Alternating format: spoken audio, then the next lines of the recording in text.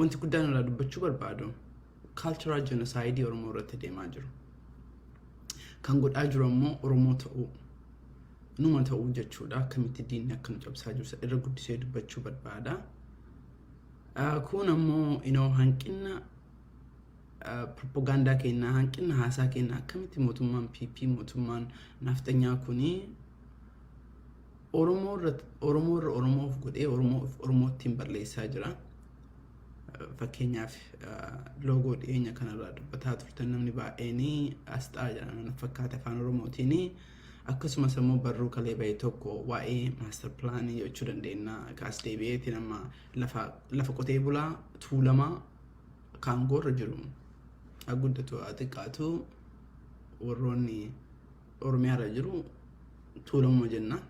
Tuulama malee jechuun alliis viidiyoo tuulama keessa baa'atutu jedhaa garuu lafa tuulamaati kan badaa jiru.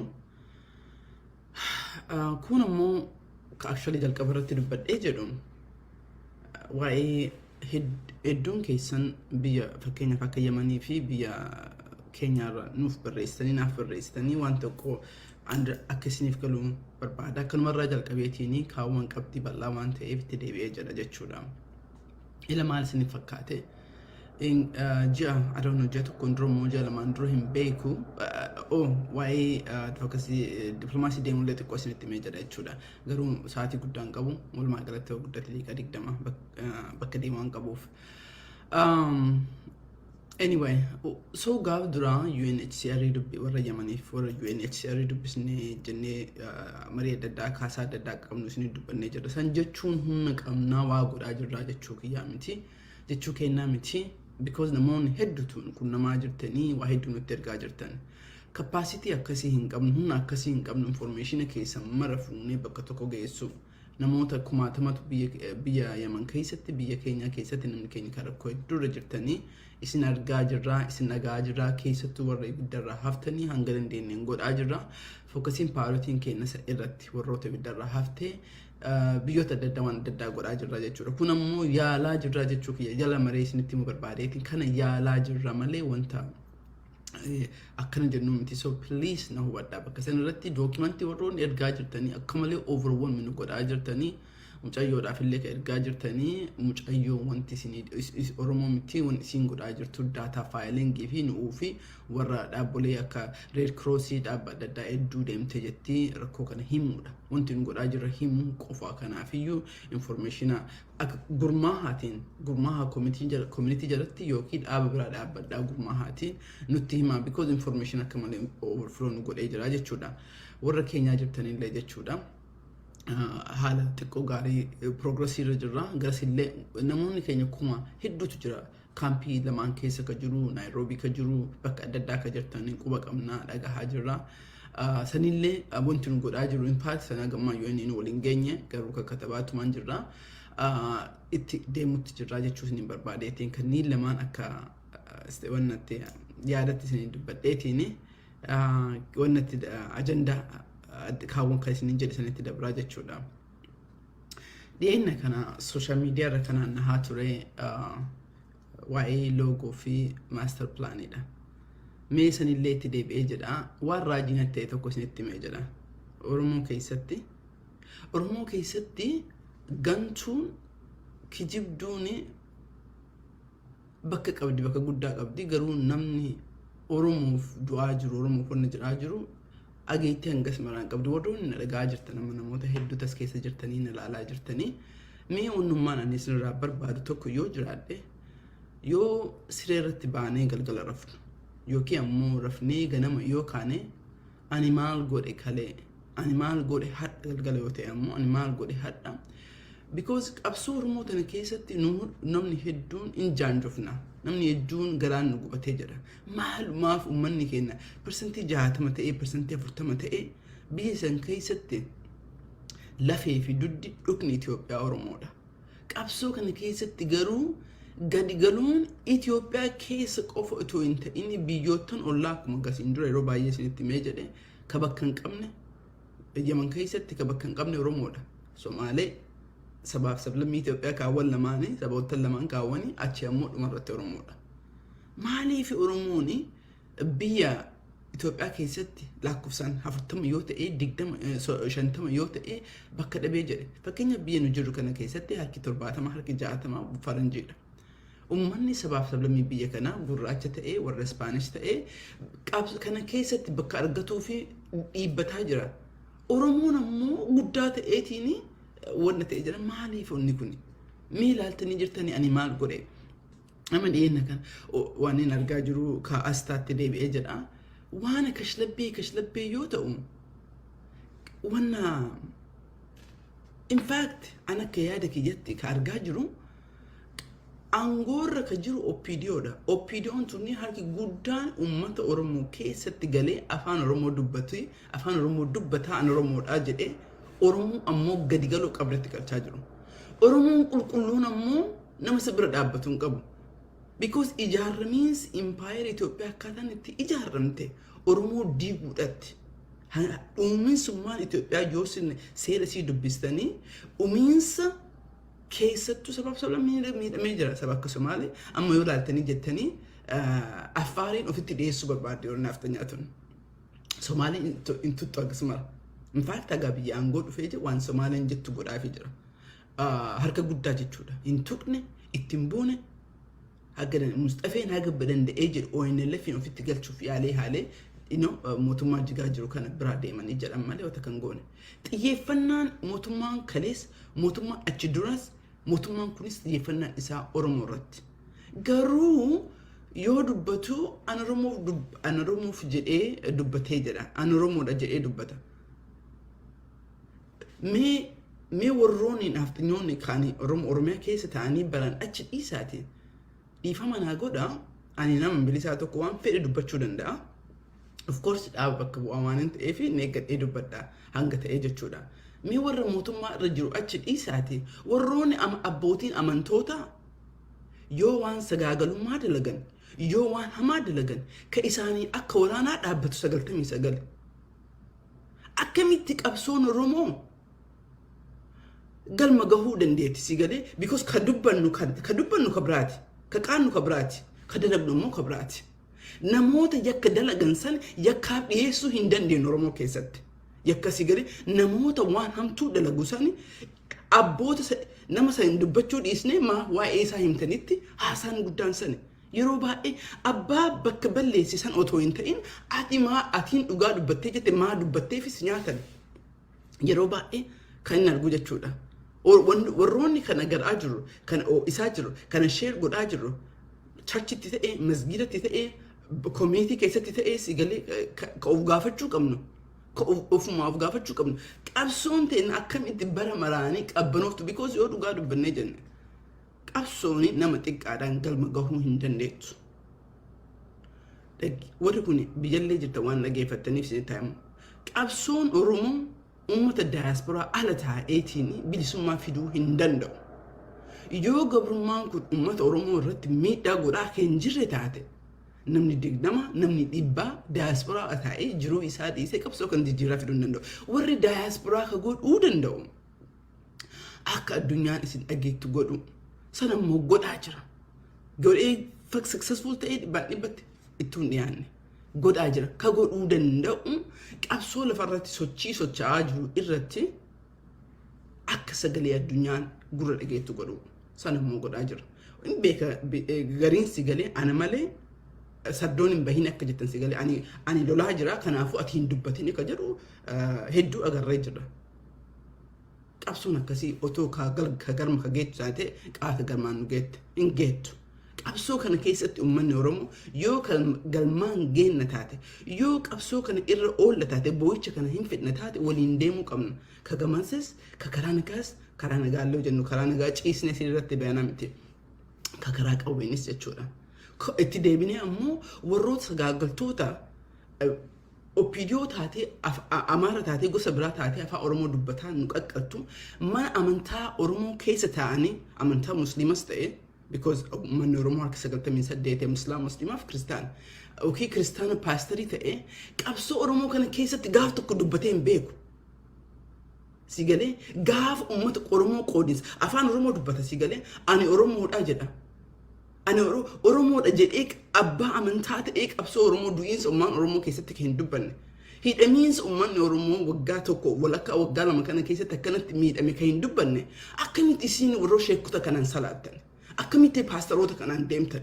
Because paastaroonni kan beeknu yeroo baay'ee mana amantaattu qabsoo tokko keessattuu ummata amantaa hordofu yoo ta'e ummata kanatu qabsoo kanaan deema. Kaneen amma guyyaan Martin Luther King dha. Martin Luther King yoo beektani paastariidha. Sheeka kiristaanaati. Paastaroota kiristaanaa gurraachatu hiriira itti ummata itti baasaa ture. Warroota kanatu haga marti hiikamutti haga marti bilisoomutti makiinaa hin yaabbannu jedhee waggaa tokkoof oli luka jalaatiin maayilii hedduu deemaa dalagaa turan. Murannoodhaan because sheekoleetu paastariitu isteejii irra taa'eetiin hanga jijjiirraa mootummaan fidutti taaksii warra adii hin yaabbannu baasa warra adii hin yaabbannu jedheetiin didee jedha. Keenya sheekni maal godhaa jira? Because maleekaadha waaqan tuqina akka jedhu leenuma jiraas keessa suni dhimma hin qabu. Garuu sheekoleen teenya paastaroonni keenya qabsoo amma jiru irratti warroon masgiida deemtanii salaattan warroon charchii dhaqxanii ilaalaa jirtanii paastariin keessan ka isin salaachisu ka isin hin deemu qabsoo jirtu kana keessatti hangam dubbataa jira. Maali rabbiin ka jedhe maaliif rabbiin ka jedhe ummata hiyyeessaa ummata dadhabaaf ummata gabroomiif dubbadhaa jedhe kana baaybiliitu jedhe kana quraanatu jedhe. Sheekoleen teessanii paastaroonni keessanii hojii sagaagalummaa darbatu because ani akka dubartiitti hin dubbadhee jedhe dubartiidhas Oromoodhas dubartiidhas. Because mid akka Oromootti miidhama akka dubartiitti miidhaa guddatu jira Oromoo keessatti jechuudha.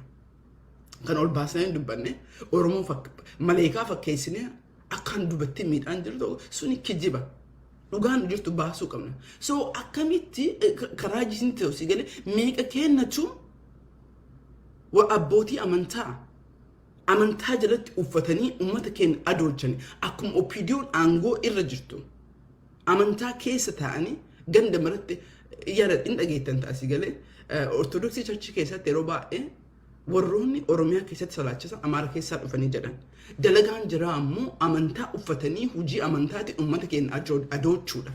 Akka ummanni keenya hin kaane akka ummanni keenya hin dubbanne jechuudha. So harki 98 ummanni keenya amantaa jala jira. Musliimaaf kiristaana jechuudha.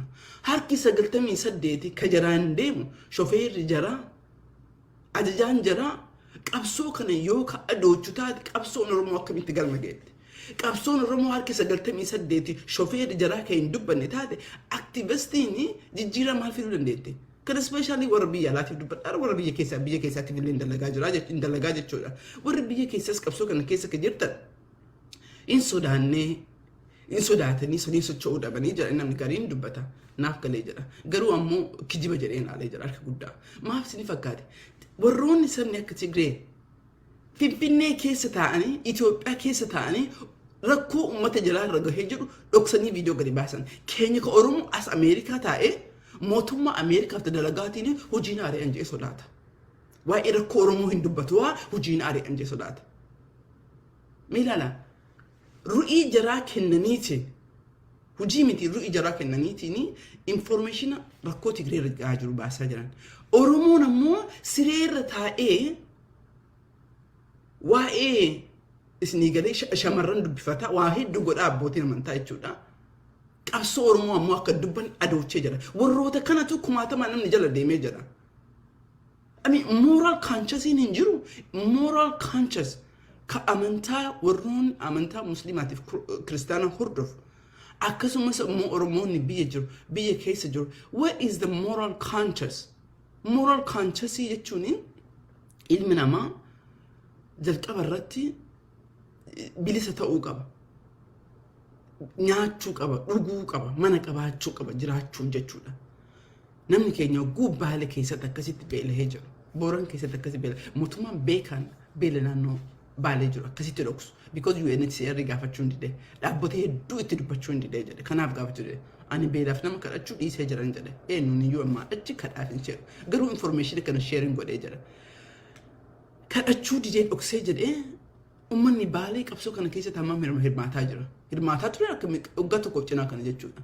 Ummanni Harargee, ummanni Wallaggaa hangam qabsoo kanaaf oli hidhatee gadi ka'ee jedhe because ummanni xiqqaan ummanni akka Tigree qabsoo mootummaan abbaa irree nu bulchu jedhee ru'ii ofii kennee jenosaayidii irratti ta'aa jira. Kennammoo sigalee jiruudha maali ijoollee guddifadhaa miti ani iskuula deemuu qaba miti iskuula ofii deemaa iskuula dhiisaa fi miti. Ijoollee fi guddisadha jedha hojii kana keessa seenaa Oromoo keessatti kan hin argee jedhee Oromoon Amaarri hojjeessaa jirtu yookiin Tigreen hojjeessaa jirtu ofii kennaa of hojjeessisaa jirra.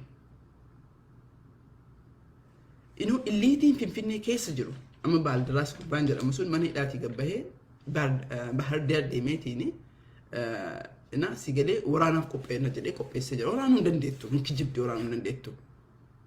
Garuu hoo mootummaa kana akka waliin dhageenye fakkeessanii cinaallee ampriishuu dhiibbaan illee dhugaan illee keessa jiraachuu danda'a. Fakkeessanii Oromoon sigalee daqiiqaa takkan eegdu deebitee harka dhoofuuf deemti jechuudha. Harka dhoofuuf deemnaa jechuudha warra kanaaf. Garuu qabsoon kun yoo isitti hammaatan qabsoo kana gadi baatanii ofirra lolachuu qabdan. Qabsoo kana yoo dandeettan gara dandeettan gadi baatanii dubbachuu qabdan. Warroonni biyya alaa jirtan ammoo moral istaandii biyya nagaa keessa jirta biyya Middle East jiraatanii biyyoota Oromoo biyyoota West kan keessa jiraatanii of gaafachuu qabdan. Qabsoo kana irratti gumaacha maal godhee Facebookiin kuni meeshaa hammayyaa kana meeshaa hammayyaati social media kun social media kana fayyadamee ani maal godhe ani maal sheede hadda maal baradhe hadda ijoolleeti yaa maal godhaa jedhe. Maal gooti ijoolleeti because ijoollee tante ijoolleeti amma wanti Oromoo akka distract godhuun barbaadu ijoolleen ambaa haa dalagduu barbaadna. Because Oromoo community keessa waggaa baay'eef hin dalage. Ijoollee teenna bakka Oromoo kan fiduun barbaadnu maa achitti ijoollee garuu ijoolleen ambaa haa dhuftu haati manaa haa dubartiin ambaa haa dhuftu barbaadna. This is the truth. Yoo ofii kennaan goone qabsoo kanarratti galma gahuu hin dandeenyu. Yoo abbootiin amantoota yoo hojii badaa dalagan yoo itti ka hin gaafatamne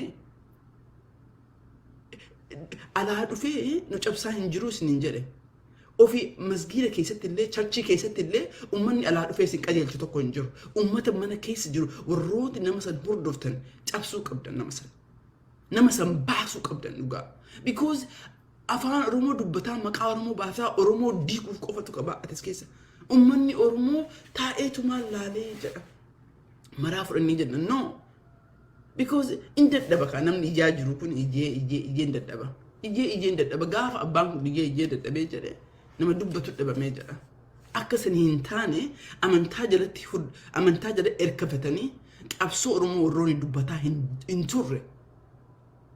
Kairoo ammoo dogongorri qoodomiinsa Oromoo xiqqoo yoo qaawwalli jiraate qaawwal san seeneetiin sirbaafi. Bahee akkas bahuu jedhu warroonni summarti ummata Oromoo diiguuf yes afaan Oromoo dubbatan yes amantiidhaan kakatanii jedhan because amantii otoo beekanii amantiin gabrummaa jalatti bulaa hin jiru amantiin kamiyyuu amantiidhaan beekuu allees beekumsa guddaallee hin qabu amantiin gabrummaa jalatti bulaa jiru warroonni kun ammoo maal isiniin godhanii akka sammuun keenya adoonnu waan gabrummaa jalaa bahaa hin jedhan waa'ee gabrummaatti hin dubbatan waa'ee dubartii mana hidhaa keessatti gudeedamtuu ummata musliimaa ka beelaan du'u ka qawween wallo keessatti qawween dhumaa jiru saniin hin dubbatan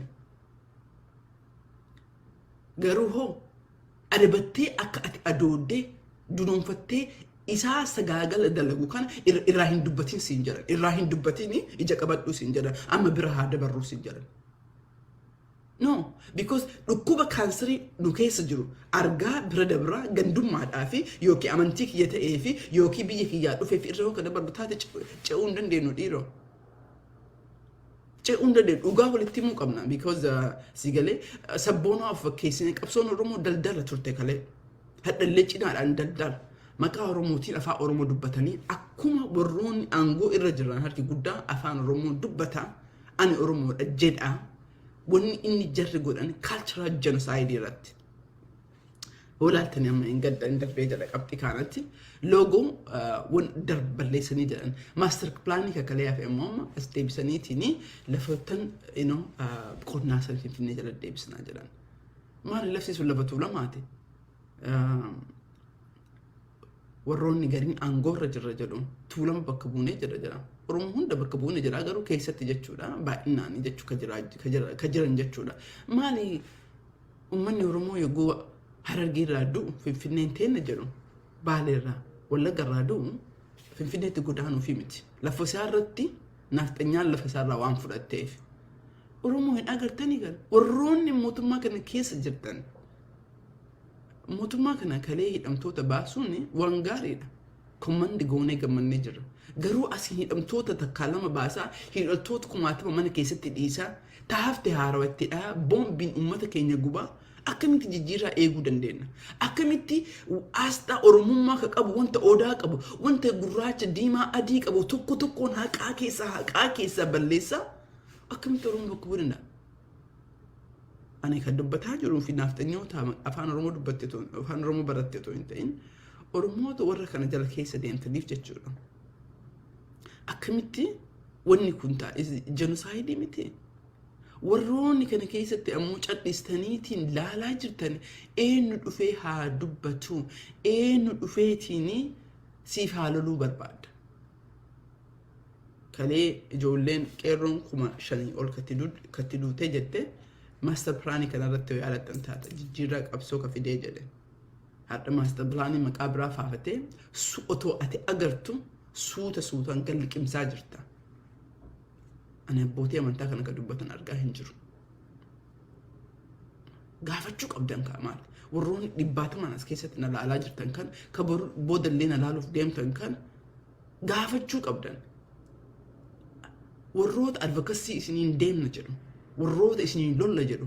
Lolee ka fageessaa hin jirre taate gaafachuu qaban. Gaafa sigalee diasporaa sigalee diasporaan kun ka godhuu qabu wata akka nu gaafatu hin qaban wata akka nu godhuu hin qaban biyya kana keessatti achuma teettanii akka nu goota kijibdoota qabsoo waggaa lamaan kana irratti diasporatu baatee jedhe. Diasporatu addunyaa dhageessisee jedhe. Diasporatu mallaqa isaa kenne gaafa diasporaa irraa mallaqa fudhatan rakkoo hin qaban gaafa diasporaan gaafatama rakkoo qaban suni rakkoodha.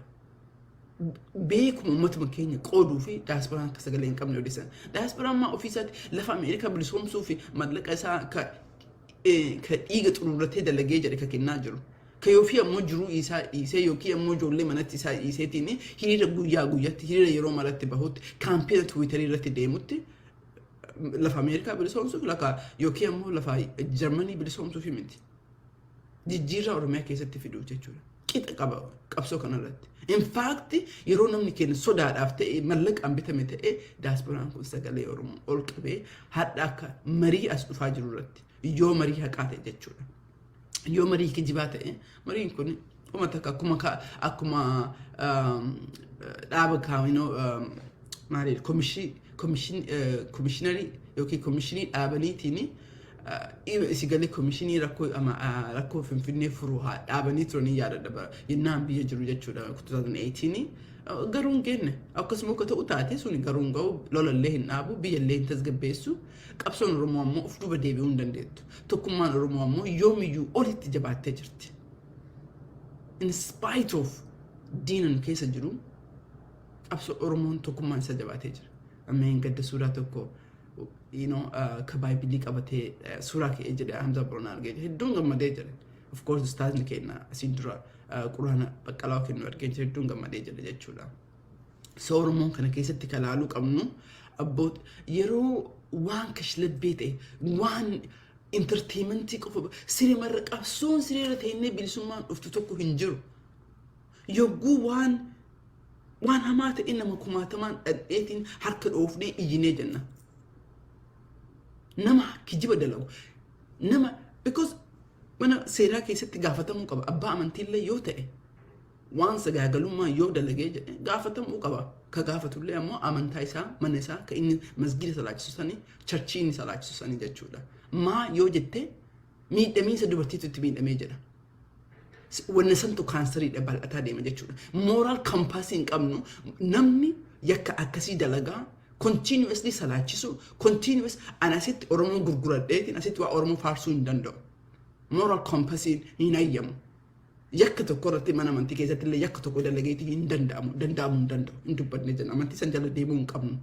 Because namoonni akkasii farra qabsoo Oromootiif wanni jarri godhaa turan wanni jarri godhaa jiran qaama rakkoo Oromoo jidduu jiru irratti fayyadamaniitiin Oromoo qooduudhaa fi halkan takka daqiiqaa takka hin eegan keessaa maan dubbisitan jedhan maaf sirreessan hin jedhan akka ummanni Oromoo masgiidaa bahee salaata hiriira hin baane akka ummanni Oromoo charchii fixee hiriira hin baane adoochaa kan jiru abbootii amantaati.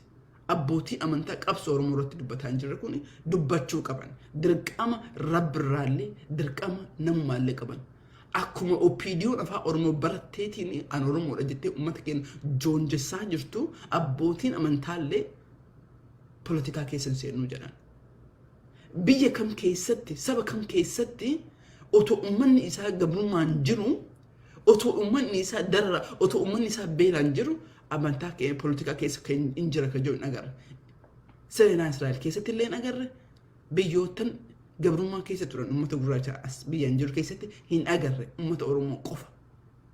So uummanni Oromoo yoo dhugaa walitti himuu kan dandeenye taate hanga yoomi nam tokko ka kiiloomeetira 1000 yookiin 100 miiliyoonaan sirraa fagaatu diaspora biyya Ameerikaa ka jiru yookiin Austraaliyaa ka jiru jechuudha. Fakkeenyaaf Austraaliyaa irraa fagoodha ka jijjiira kan fiduu danda'u.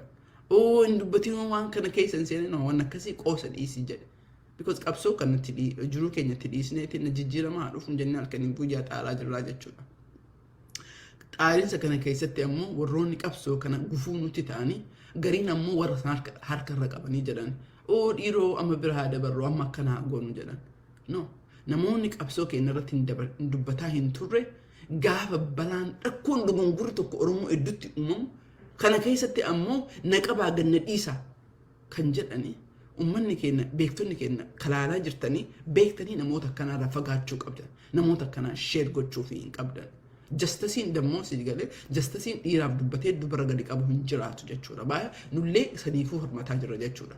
Rakkoo dubartii keessa jiru miidhamiinsa dubartii keessa jiru kan hin dubbanne ka taatu si galee isii miidhamtee yookiin ammoo Oromoo mana hidhaa keessatti du'aa jiru hin dubbatanii ammoo dubbii ajandaa qooduudhaaf hin dhufanii si maqaa balleessuuf ka Oromoof xaaru ammoo daqiiqaa tokkotti wanna waggaa tokko ijaarame irratti xaarree jennee ija tokko balleessuudhaan jechuudha.